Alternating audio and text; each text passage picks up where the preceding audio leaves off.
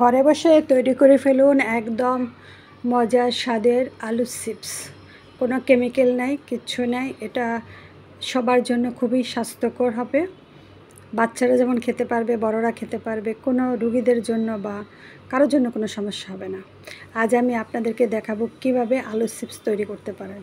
প্রথমে হচ্ছে আলুগুলোকে ভালোভাবে ধুয়ে পরিষ্কার করে নেবেন।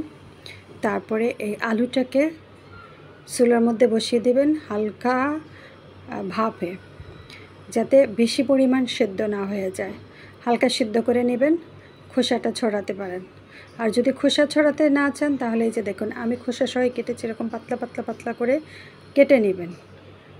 আর সেদ্ধর সময় মনে রাখবেন যদি আপনি লবণটা দিতে পারেন তাহলে ভালো হয়, তাহলে আবার এক্সট্রা যে লবণ সেটা আর দেওয়া লাগে না, একটু হালকা লবণ লাগবে, এটা খেতে টেস্ট হবে। এইভাবে সব আলুগুলোকে কেটে নেব। এই যে আলু কেটে নিয়েছি, আমি খোসাটা ছড়াই নিই। খোসা ছড়াই নেই এই কারণে আমার কাছে এটা ভালো লাগছে, কারণ খোসা সমস্যা নেই, খোসাটা খাওয়া যায়। আর ভাজলে তো এটা ফ্রাই হয়ে যাবে। আপনারা চাইলে আপনারা খোসাটাকে ছাড়িয়ে নিতে পারেন।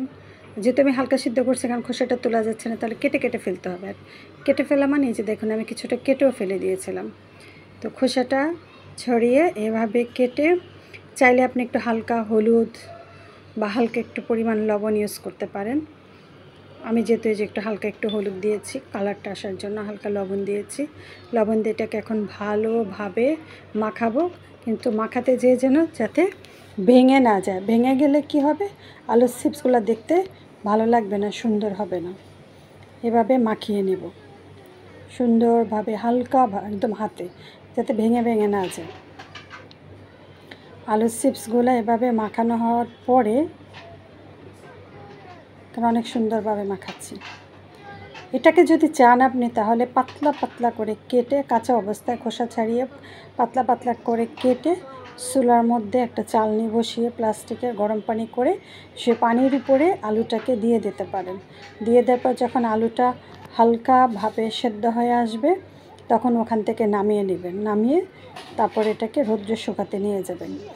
আর এভাবে করলে হচ্ছে কি আলুটা ওই যে লেগে যায় না, এটা সুন্দর থাকে।